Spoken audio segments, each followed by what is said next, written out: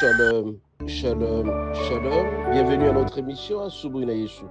Moi, c'est le pasteur. Bienvenue, Matenda Kibangala. Je salue toutes celles et tous qui suivent régulièrement notre émission à Soubrina Yeshua et vous souhaite de très bonnes conditions d'écoute à Soubrina Yeshua, qui signifie dans l'une quatre langues nationales, le matin avec Jésus. Bien-aimés, ce matin, notre thème s'intitule 2 points. 2 éléments importants allongent notre vie. 1. La discipline. 2. La crainte de l'Éternel. 2 éléments importants allongent notre vie, la discipline et la crainte de l'Éternel. Nous allons lire à cet effet le passage suivant, Psaume 111, verset 10. Il est dit ceci, nous disons au nom de Jésus. La crainte de l'Éternel est le commencement de la sagesse. Tous ceux qui l'observent ont une raison saine. Sa gloire subsiste à jamais. Mais la plupart des personnes partent très tôt sur cette terre parce que tout simplement, ils ne respectent pas 1. La discipline, 2. La crainte de l'Éternel. Commençons par la crainte de l'Éternel.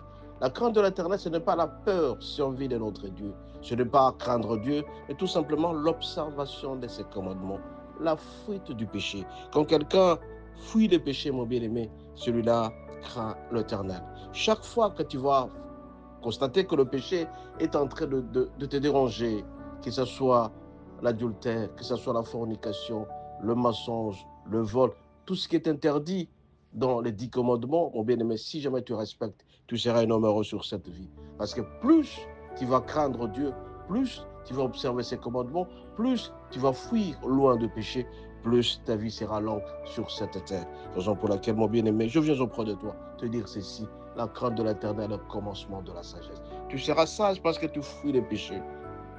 Outre cela, bien-aimé, il y a aussi la discipline. Tu dois avoir la discipline, tu ne peux pas manger n'importe quoi, tu ne peux pas manger n'importe comment, tu ne peux pas faire tout ce que tu fais à tout moment sans pour autant respecter ton corps. Plus tu disciplines ton corps, plus tu feras longtemps. Ce matin, je viens te dire, mon bien-aimé, fais attention à ce que tu fais. Sois discipliné dans ta vie. Un homme discipliné, c'est un homme qui vit bien. Un homme discipliné, c'est lui qui vit dans la transparence et sa vie sera longue. Raison pour laquelle ce matin, mon bien-aimé, je te rappelle 2 choses importantes. La discipline et la crainte de l'Éternel. Ces 2 éléments, si jamais tu les observes, mon bien-aimé, tu seras un homme heureux.